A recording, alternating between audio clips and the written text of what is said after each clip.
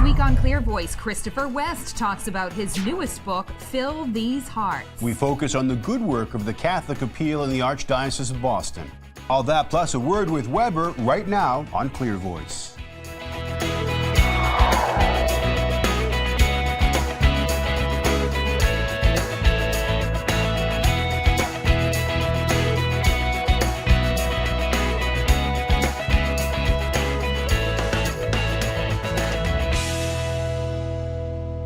Hello, everyone, and welcome to ClearVoice. I'm Christine Caswell. And I'm John Monahan. The Catholic appeal in the Archdiocese of Boston encourages local Catholics to answer the call to help, serve, and love one another. One of the services the appeal supports is the Office of the Deaf Apostolate. The Apostolate works with pastors and parishes to meet the needs of the deaf in their communities. Christine talked with Father Shawn, Carey, director of the Office of the Deaf Apostolate, about the organization and the people they assist. The Deaf Apostolate of the Archdiocese of Boston helps Catholics who are deaf and hard of hearing with a number of resources, including masses in American Sign Language and pilgrimage trips for deaf Catholics. Parishioners need access to religious education programs, the sacraments, and church events that are accompanied by interpreters for the deaf. Father Shawn Carey is the director of the Deaf Apostolate for Boston's Archdiocese. Father joins me now today on ClearVoice along with his interpreter, Celia, and we appreciate very much both of you being here with us on ClearVoice. Father, happy to be here. It's great to have you here. Father, if we could start by having you tell us a little bit about what a typical work week is like for you. Who do you help and how do you minister?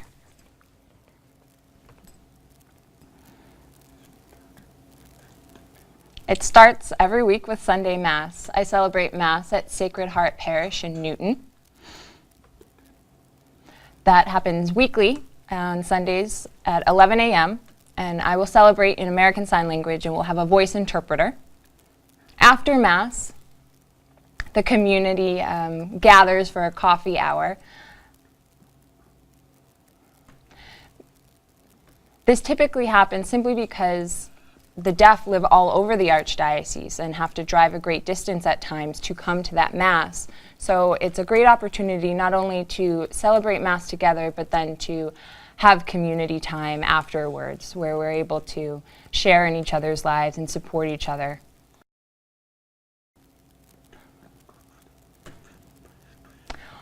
During the week, I have an office at the Pastoral Center in Braintree. So I'm able to do some office work, catch up on emails, and also able to keep in touch with various parishes throughout the Archdiocese who are in need of sign language interpreters to provide access for their deaf parishioners. I'm also able to visit those parishes to have conversations with the pastor or the religious education director about providing access. Also, for those who are homebound, I'm able to visit them and bring them the sacraments. Also, our Deaf Apostolate has a senior citizen deaf wellness program. We have a coordinator for that, and she will coordinate various events that happen throughout the month for the deaf seniors to encourage awareness, to get them out into the community. If there are ballot initiatives here in Massachusetts, we're able to inform them about that. Recently, this past fall, we had question 2, and we were able to bring speakers in and provide interpreting services so that the seniors were well informed about that issue. Also, we engage in youth ministry. There are a lot of youth, deaf youth living in Massachusetts all over the Archdiocese, so it at times can be a challenge to get the deaf youth all in one place, but we do what we can to encourage that community and to come together and share in each other's lives. Also, every Wednesday afternoon, I celebrate Mass in Danvers, Massachusetts at the New England Homes for the Deaf, which is a nursing home for the deaf. So I'm able to celebrate Mass with them and able to visit with them and share in their lives And it's wonderful to see everyone coming in the afternoon for Mass, engaging in their faith and in community. A very busy man.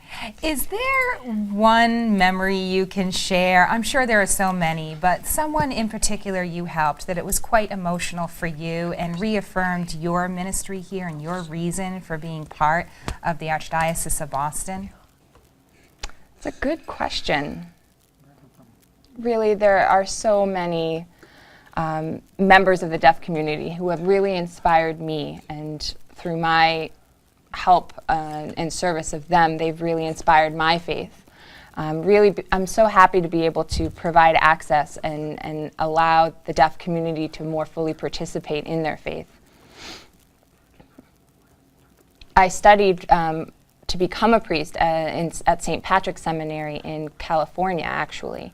And my first assignment after being ordained a priest for Boston was at St. John the Evangelist Parish in Hopkinton. And actually, that parish was a hearing parish. I was parochial vicar there. And there was one family in particular who came up to me when I had first arrived and introduced themselves. And their daughter was actually hard of hearing and losing her hearing and would become deaf. And she also had cerebral palsy. So it was really a wonderful opportunity to meet this family who had embraced their daughter who was hard of hearing and had disabilities. And they were able to attend Mass, and the daughter was more fully able to participate in the life of the church, and also to become introduced and involved with the larger deaf community. She also ultimately was able to join us on our pilgrimage to Madrid last year for World Youth Day. So it's wonderful to be able to see the family supporting their daughter and engaging in the life of the church. And it's wonderful also to see, that fear is being put aside and overcome, to trust in God that He will provide. So it was really a beautiful opportunity for me to meet this family. And there was also one other family I recall, a family who had a son with autism. And I remember the family saying, "Father, we've been attending Mass, and my son is always very fidgety while at Mass, but when you're there signing the Mass, celebrating the Mass in sign language, our son is able to be more attentive, and he's more at peace." So because of that visual element, their son was able to more fully participate and access the Mass, which was just such a beautiful opportunity for me to hear. Father, amazing work, and we wish you all the best in your continued ministry, and we thank you and Celia so much for being with us here today on ClearVoice. And thank you for having us. God bless you. Coming up later in the show, we'll speak with Rein, an appeal coordinator. This month, a conclave will convene to elect a new pope to replace His Holiness Benedict XVI. But how does a conclave work? Well, Rome Reports takes a look at protocol and procedure that the cardinals must follow to elect the next leader of the Roman Catholic Church. As the princes of the Church, only cardinals have the exclusive responsibility to choose a successor to the Pope. As soon as the sede vacante begins, Cardinal Dean Angelo Sodano will officially call all able-bodied cardinals to Rome, but only the ones under 80 can take part in the election. It's a very small group composed of guys who know one another fairly well for the most part. So it's much more analogous to, say, the election of a department chair in a university. The start of the conclave has to be delayed 15 days to give all cardinals time to get to Rome, but start no later than 20 days after the beginning of the sede vacante. The Sistine Chapel, where the conclave has to take place, must be sealed off, and the insides checked for any hidden recording devices. For the entire conclave, the cardinals are required to stay at the Vatican's Domus Sanctae Martyr. They have very good service. It's not a 5-star hotel, but it's very comfortable. Cardinals are not allowed to communicate with the outside world or have access to the media. They could be excommunicated if they do. The conclave starts with a Pro Eligendo Papa Mass, asking for God's help in electing the new pope. From there, they'll head to the Sistine Chapel and take an individual oath of secrecy and to not help any outsiders trying to intervene in the conclave. Then they start voting. In many ways, the voting is the most complicated and time-consuming element of this process. In order for a cardinal to become pope, he's required to get 2/3 of the votes. On the first day, they'll vote only once, but after that, twice in the morning and twice in the afternoon. There will be a pause for prayer and discussion each time after 13 ballots if no cardinal gets the 2/3 majority. To find out how they vote, Mexico's Cardinal Barragan shares his experience from 2005. Encima de esa línea había que poner el nombre. On the line of each ballot, we must write the name of the cardinal we choose, but in capital letters and in a way that no one can tell who's voting. No se identificara de ninguna manera quién votaba. Each papal elector then walks up the altar of the Sistine Chapel, folds his ballot twice, and places it in this plate. After affirming it's his, he drops it into a receptacle. 3 cardinals whose name were chosen at random will tally the votes individually. El primer cardenal que se encontraba al The first cardinal on the far left will silently read the ballot. He passes it to the second, who reads it silently. He passes it to the third, who reads it out loud. sin pronunciarlo. Se lo pasaba al tercero, que lo veía y lo pronunciaba. The ballots will be strung together using a needle to avoid double counts. 3 other cardinals will double-check the tallies to ensure the counts are correct. And after that, all cardinals will turn in their notes, which will be burned along with the final ballot tallies. Cuando se quemaba incienso, el incienso When you burn produce humo incense, it produces white smoke, and you can call that the fumata bianca. When you burn the ballots where the candidate's name was written, then that smoke will usually be black. Once a candidate has crossed that 2/3 majority, the Dean of the College of Cardinals, or, of course, what happened last time was the Dean of the College of Cardinals got elected, so it would be the Vice Dean, would come to him and say, do you accept your canonically valid election as the successor of St. Peter? And once he says in Italian, accetto, meaning I accept, then from that moment, he becomes the Pope.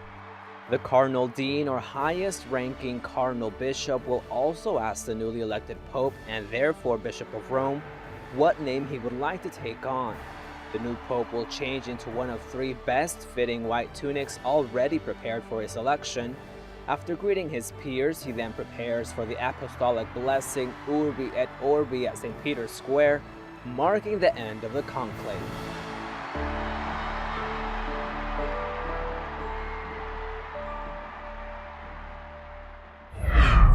This week, Pope Benedict laid out some changes to the rules for conclaves in an apostolic letter. In that letter, the Pope inserted a clause which allows the College of Cardinals to move up the date for the beginning of the conclave to elect his successor if all the electors are present. And of course, stay with Catholic TV for continuing coverage of the conclave and the election of the 266th successor to the chair of St. Peter. Coming up after the break, we speak with Christopher West about his newest book. Don't go away.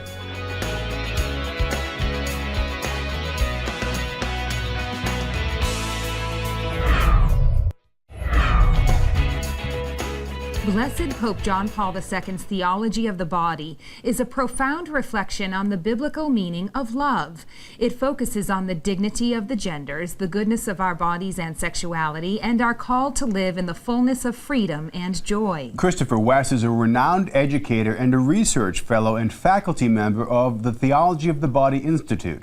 His newest book, Fill These Hearts, focuses on the theology of the body. John had a chance to speak with Christopher about his book and Blessed Pope John Paul II's theology. And we have a very special guest with us today, Christopher West. Christopher, you're one of the most prolific, dynamic, and gifted teachers of Pope John Paul II's theology of the body. Thanks for joining us here on ClearVoice today. It's my great pleasure, John. Let me just get a little bit of background on you. Would it be right to refer to the theology of the body as the Christian or the Catholic response to the sexual revolution? Is that a right way to think of it? It could be framed as that. John Paul is basically saying to the modern world, okay, you want to talk about sex? Fine, but we can't stop at the surface. We have to go into the depths of what Scripture calls the great mystery of our creation as male and female and the call of the two to become one flesh. And if we do that, John, we will find ourselves at the very heart of the gospel message itself. So is teaching people these tenets your way of helping to proclaim the new evangelization? Without a doubt. The new evangelization and the theology of the body go together like peanut butter and jelly, if you will. Yeah. It is a culture of death out there. And the reason it's a culture of death is because we don't understand the meaning of our creation as male and female and the great mystery of our sexuality. John Paul II said it's an illusion to think we can build a culture of life if we do not live and embrace God's plan for our sexuality. So spreading the theology of the body is an integral part of the new evangelization, for sure. Okay, and along those lines, Christopher, your new book, Fill These Hearts, it hopes to relate those ideals to people. Tell us how. Well, you know, it's called Fill These Hearts for a reason. Who can't relate when Bruce Springsteen sings, "Everybody's got a hungry heart"? The question is, what are we hungry for? And the way we answer that question is really going to determine the whole course of our lives. There's a deep yearning that we all have for love and for union. And we can see through the theology of the body that even our bodies tell this story of God's plan of love. A man's body does not make sense by itself. A woman's body does not make sense by itself. But seen in light of each other, we see this call to holy communion. And that holy communion, John, of man and woman is just a foreshadowing of the eternal union of Christ and the church that the Bible describes as a marriage. So the goal of my book, Fill These Hearts, is to learn with God's grace how to direct our desire according to God's design so we can launch to our destiny, eternal union with God in the marriage of Christ and the church forever. In the book, I say there are basically three gospels. And a lot of us grow up in Christian homes with what I call the starvation diet gospel. And by that I mean we're given a list of rules to follow, but we don't understand how these rules connect with the desires of our hearts. And in fact, we're often told our desires are bad and we need to repress them. And then we go after what I call the culture's fast food gospel. And by that I mean the culture's promise of immediate gratification for our hunger. Well, if we eat that, we're not going to be very healthy. That's a picture of me in my college years. I had been raised with the starvation diet. Then I went to the fast food and I was sick. And I remember crying out, "God, there's got to be something more." And making a long story short, what I discovered was this theology of the body, and it welcomed me into the banquet, what Christ calls in the scripture the wedding feast. This is what our hungers are for, a wedding feast. So you hit a lot of points I was going to ask, so I'll go to my next question about the reason I came across your book initially was through the tour. You have a Fill These Hearts tour. And I think that was it sparked in me a lot of what you're talking about. Do you think when this book comes out, if you continue this tour, that people are starting to understand what you're driving at and that perhaps this is maybe a reawakening in the church that is much needed? Well, without a doubt, John, there is a hunger out there. You know, we have either been raised on this starvation diet or we've been presented with the fast food, and neither satisfy. So without a doubt, in my work, whether I'm out speaking or on the Fill These Hearts tour or through my books and the feedback I get from my books, I often hear people saying, "My gosh, I went to Catholic schools my whole life and never heard this. Why not?" So there is a great hunger out there, and I think we're on the verge of a new springtime. John Paul II said this very often. We are on the verge of a new springtime, and there are many, many signs of hope. And I'll point to one right now in the culture. It's the movie Les Mis. You know, this movie has made such a splash, and it's been nominated for all these Academy Awards, and I talk about it in my book, Fill These Hearts. And I think what Les Mis demonstrates is when we take our desires to the wrong place, it ends in misery, in despair. But the final message of this movie is that these desires we have for love, for happiness, for redemption, for mercy, for forgiveness, these desires end in a glorious, happy ever after. And that's the stuff of our fairy tales. That's the deepest desires of our heart. We want an infinite bliss, an infinite satisfaction. And the good news of the gospel is precisely this. An infinite bread has come down from heaven to satisfy our hungry hearts. That's what my book, Fill These Hearts, is all about. Well, I'm sure people will find a lot of answers there that they weren't aware were out there. And we wish you the best of luck with your book and the tour as you continue, Christopher West. Thank you very much for your time today. Appreciate it, John. So glad to be with you. Thank you. For more information on Christopher and his book, Fill These Hearts, you can go to our website at catholictv.com/clearvoice.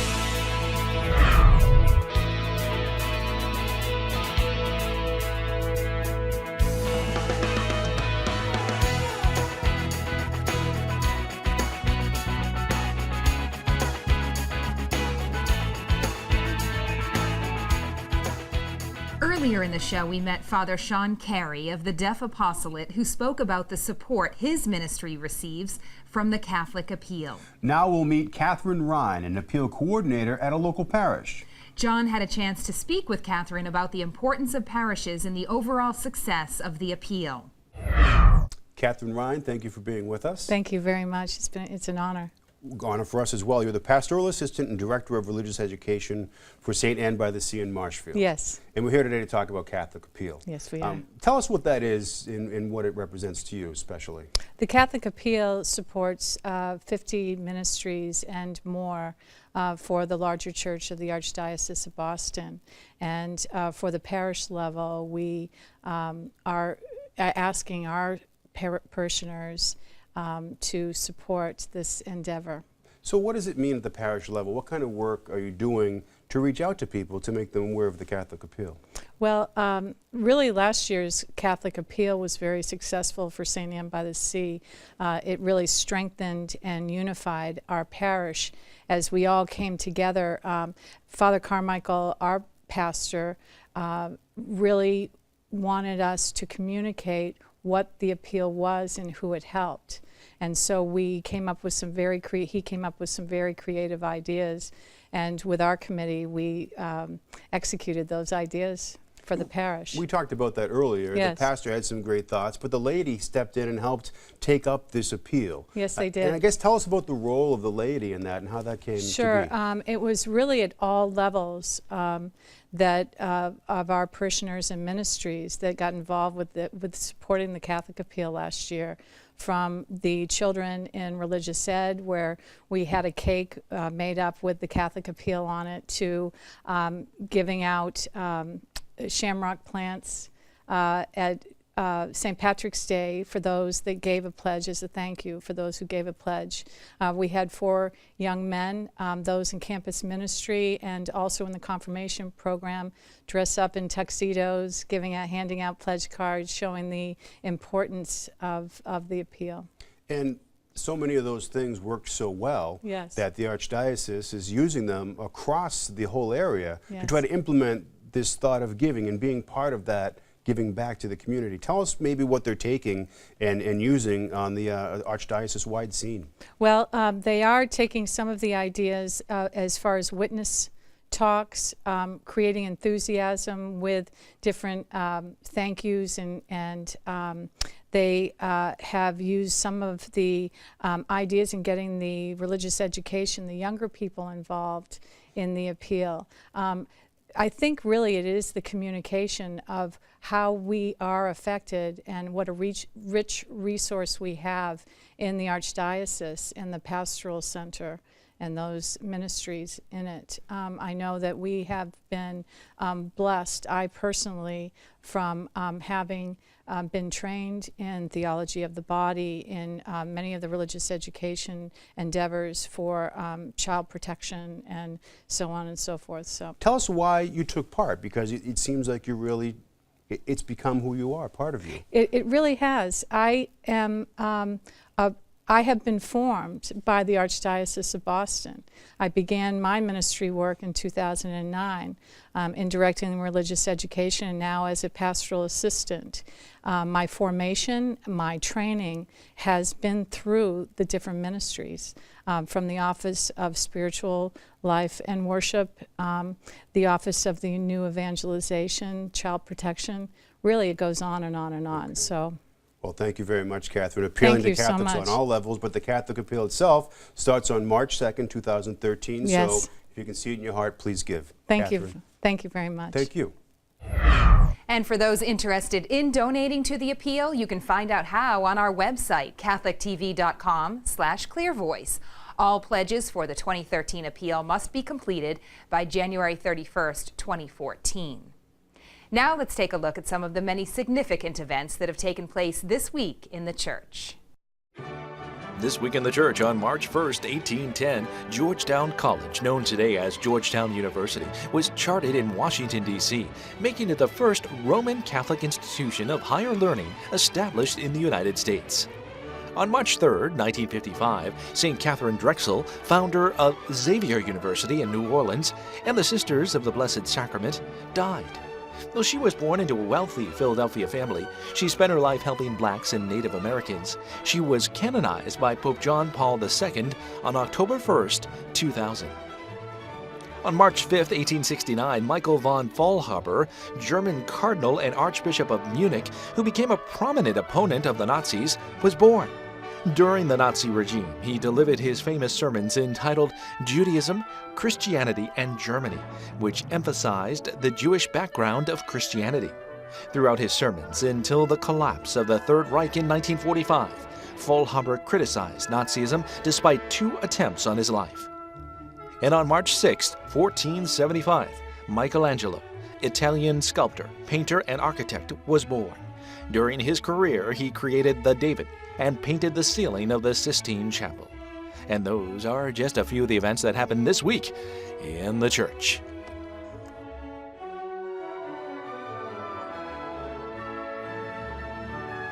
John, we know some people may not know this, but besides being an author and the host of A Word with Weber, Matt Weber also visits parishes and talks with young people. Man of many talents. That's right, Christine. One of the things that the young people have had on their minds, as well as everyone else's in the church, has been who will be the new leader of the Catholic Church. Matt has been asking kids what their suggestions are and helping out the new evangelization in the church. Let's find out what the kids had to say on this week's A Word with Weber.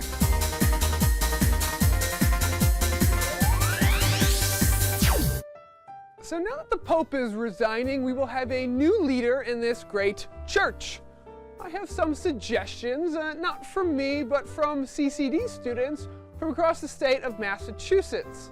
You see, at parishes across the country, we've actually been doing workshops and book talks on making sure young Catholics take ownership in their church, that they know the church does not belong to someone else, but that they are equally vested in this worldwide faith. So at St. Thomas in West Springfield and Blessed Sacrament in Westfield, I have asked students to both identify a problem, a solution, create a slogan for the faith, and choose a celebrity spokesperson. I've promised to share some of their ideas, and today I will share their ideas on celebrity spokespersons. Here's what they've chosen: Tim Tebow, Oprah Winfrey, Will Ferrell, Carey Underwood, Morgan Freeman, and more recently, because of his faith sharing at the Super Bowl, Ray Lewis. Probably not a contender prior to that.